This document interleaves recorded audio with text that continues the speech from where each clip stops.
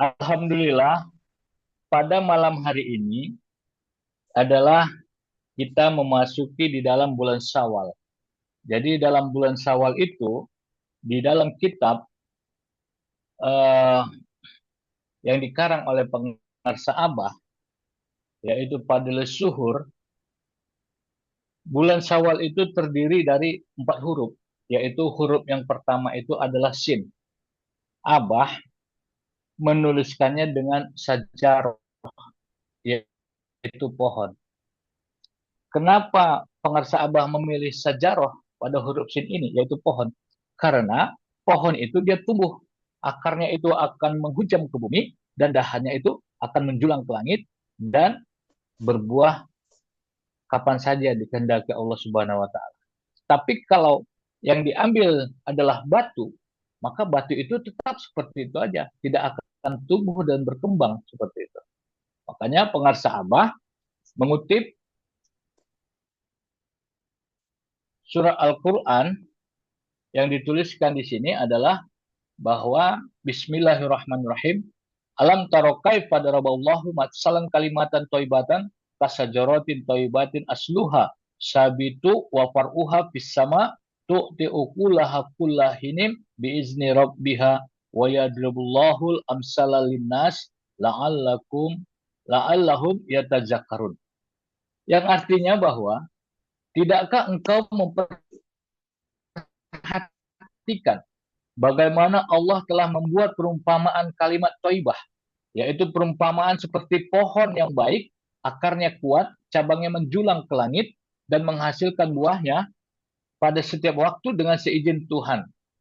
Allah membuat perumpamaan untuk manusia agar mereka dapat mengambil pelajaran seperti itu.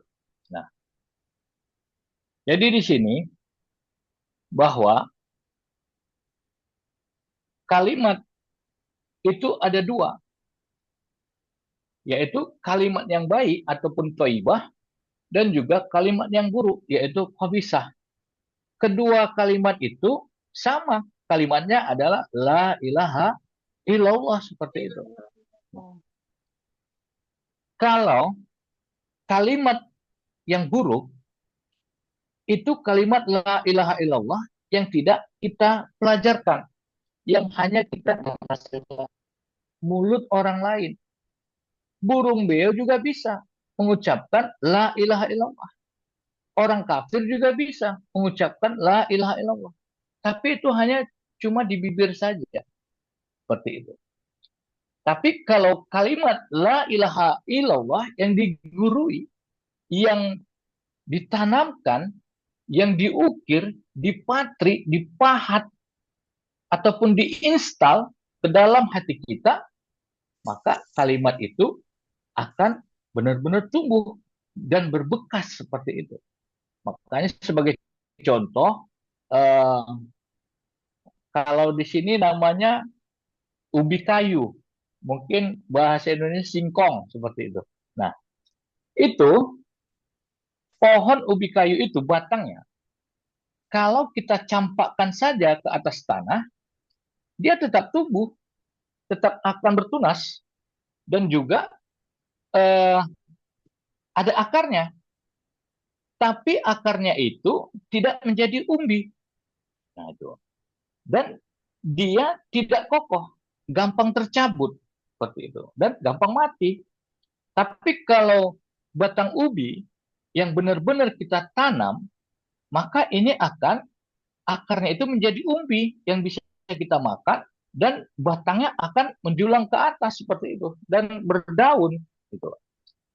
Pasti dia kokoh, tidak seperti batang ubi yang hanya kita campakkan saja seperti itu. Begitu juga dengan kalimat la ilaha illallah ini, makanya harus kita gurui. Kita minta kepada ahlinya. Ahlinya itu siapa?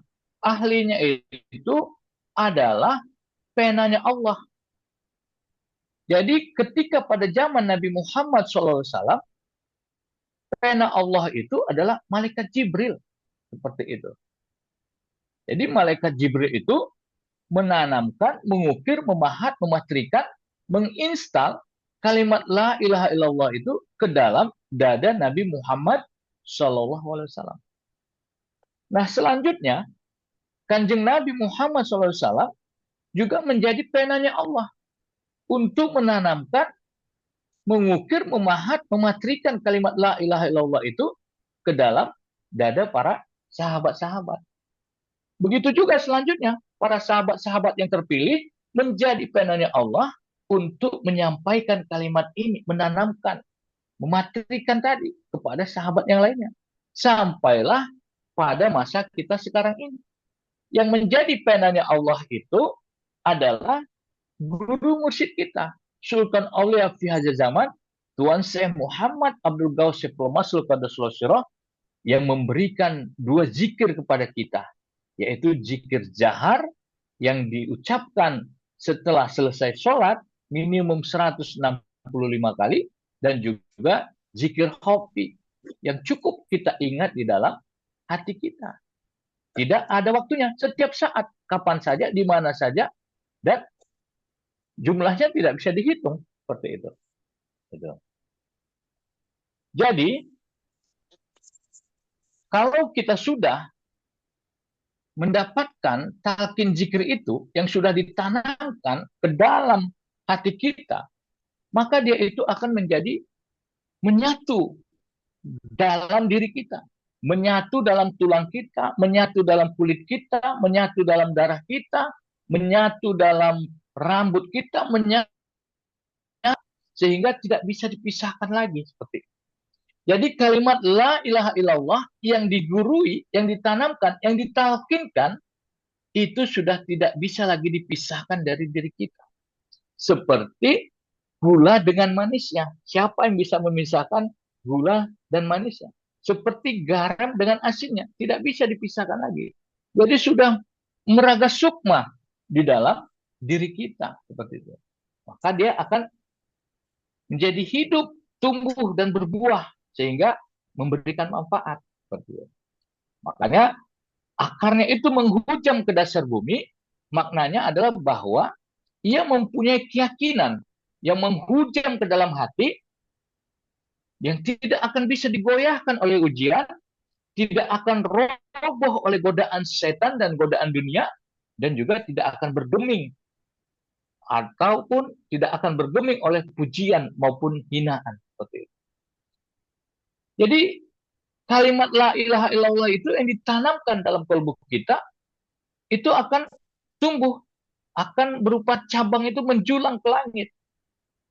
Maknanya bahwa setiap amal yang kita kerjakan, setiap zikir yang istiqomah kita lakukan, dan serta akhlak yang kita praktekkan dan juga perilaku yang beradab, itu adalah hasil dari hidup kita yang selalu terhubung dengan langit, yang terhubung dengan Allah Subhanahu wa Ta'ala. Bukan hanya terhubung dengan dunia saja. Jadi orang yang sudah ditanamkan kalimat tauhid di dalam kalbunya, maka amalnya itu naik tanpa dihisap lagi. Seperti itu. Jadi makanya dapat kita simpulkan bahwa kalimat tauhid la ilaha illallah itu adalah benih ilahi. Jika ditanam di dalam hati yang bersih, ia akan tumbuh menjadi pohon ma'rifat. Akarnya itu adalah yakin, batangnya adalah istiqomah, cabangnya adalah amal soleh, dan buahnya itu adalah kedekatan dengan Allah Subhanahu wa Ta'ala. Makanya di dalam kitab Miftahus Sudur, karangan guru kita Tuan Syekh Abah Anom, dalam pasal ketiga, yaitu tentang dasar talqin dan janji setia, di situ dikatakan bahwa setelah ditalqin zikir, awal langkah menuju kepada Allah itu harus kita kerjakan 3 hal. Yaitu yang pertama adalah riadoh, kemudian mujahadah, dan yang terakhir adalah musahabah. Jadi makanya, saudara-saudara yang dirahmati Allah, kalau hari ini kita ingin dekat dengan Allah, maka setelah kita ditalqin zikir, jangan tanya dulu tentang karomah apa yang kita punya. Seperti itu. Tidak perlu kita membicarakan makom-makom dalam thariqah ini. Tapi tanyakan kepada diri kita, apakah kita sudah mulai melangkah pertama menuju Allah? Seperti itu. Karena jalan menuju Allah ini bukan dimulai dengan suatu keajaiban-keajaiban, tapi dimulai dengan perjuangan melawan diri sendiri. Makanya kita perlu riadoh, melatih diri. Jadi riadoh itu melatih jiwa kita, membiasakan diri kita untuk selalu dalam ketaatan. Kita berusaha untuk bisa bangun malam, melaksanakan sholat dan zikir. Walaupun memang itu terasa sangat berat sekali. Kemudian kita juga harus bisa menahan lisan kita. Jangan sering ngomong yang tidak benar, seperti itu. Walaupun kita selalu ingin bicara, kita harus tahan. Kita bicarakan yang benar-benar saja, seperti itu. Jadi kalau kita tidak bisa bicara yang benar, kata pengarsa apa lebih bagus diam, seperti itu. Jadi kita juga harus bisa bersabar dengan segala ujian, dengan segala cacian, hinaan, walaupun hati kita itu benar-benar terluka. Itulah perjuangan melatih diri kita itu tadi. Makanya firman Allah dalam Al-Ankabut 69 dikatakan bahwa wallazina jahadu fina lanahdiyana lahum subulana. Dan orang-orang yang bersungguh-sungguh di jalan kami, pasti kami tunjukkan kepada mereka jalan-jalan kami, kata Allah seperti itu. Jadi memang riadoh itu memang sakit, memang sulit, berat. Tapi tanpa kita riadoh, tanpa kita latihan, hati kita ini tidak akan pernah hidup. Makanya terus kita amalkan zikir yang diberikan pengarsa Abah itu tadi. Lakukan dengan semaksimal mungkin. Seperti itu. Karena apa? Contohnya besi. Semakin ditempah, semakin dipukul dengan kuat, maka besi itu semakin kuat. Seperti itu. Nah, kemudian mujahadah, yaitu melawan nafsu kita. Jadi memang musuh yang terbesar itu bukan orang lain. Tapi musuh yang terbesar itu adalah nafsu diri kita sendiri. Seperti itu. Jadi kata Rasulullah, orang yang berjihad adalah orang yang melawan nafsunya dan ketaatan kepada Allah Subhanahu wa taala. Jadi makanya ketika kita dihina, dicaci, direndahkan, bahkan tidak dianggap oleh orang lain, kita pengen marah, tapi kita harus bisa tahan. Itu mujahadah namanya. Ketika kita digoda setan, kita ingin berbuat maksiat, kita ingin melanggar perintah Allah, tapi kita harus kuat, kita harus bisa untuk kita tinggalkan. Itu juga mujahadah. Apalagi ketika kita sedang ingin dipuji, seperti itu. Jangan, amal-amal kita itu harus kita sembunyikan. Supaya apa? Supaya tidak ada yang tahu. Itu namanya juga mujahadah itu. Tapi kita memang harus ingat bahwa mujahadah itu tidak selalu mudah. Tidak selalu kita berhasil. Kadang-kadang kita juga kalah. Kadang bahkan kita bisa jatuh. Bahkan bisa berulang lagi kesalahan yang kita buat. Tapi jangan putus asa. Karena apa?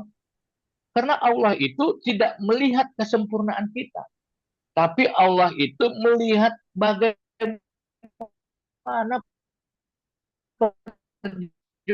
perjuangan kita untuk itu. Nah, kemudian yang terakhir itu adalah musahabah, yaitu introspeksi diri kita sendiri.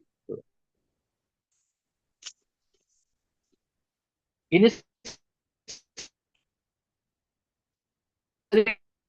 kita lupa. Kita mengurusi dunia, memperbaiki dunia kita.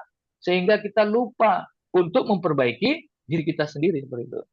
Makanya kata Umar bin Khattab, hasibu anfusakum qabla an tuhasabu. Hisablah diri kalian sebelum kalian dihisab. Gitu. Dan juga firman Allah, wahai orang-orang beriman, bertakwalah kepada Allah dan hendaklah setiap jiwa memperhatikan apa yang telah ia persiapkan untuk hari esok. Jadi makanya seperti gini, setelah selesai kita manakiban, sebelum tidur, coba tanya pada diri kita, sudah sejauh mana kita itu jalan menuju kepada Allah? Sudah seberapa banyak zikir yang telah kita kerjakan? Sudah seberapa banyak eh, kebaikan-kebaikan yang kita lakukan gitu. Dan itu apa? Untuk mempersiapkan diri kita bertemu dengan Allah Subhanahu wa taala. Jadi kalau menghisap diri kita, kita ketemu dengan kesalahan kita, maka pada saat itu juga kita mohon maaf kepada Allah, kita bertobat seperti itu. Caranya bagaimana? Lakukan zikir sebanyak-banyaknya. Seperti itu. Makanya jalan menuju Allah itu sudah jelas. Pintunya itu adalah talqin. Kemudian setelah ditalqin, kita melaksanakan riadoh, juga mujahadah, dan musahabah. Kita latih diri kita, lawan nafsu kita evaluasi diri kita. Ulangi terus setiap hari, sampai ajal datang kepada kita. Itu saja yang dapat kita sampaikan. Semoga tidak puas. Wabillahi taufiq wal hidayah. Wassalamualaikum warahmatullahi wabarakatuh.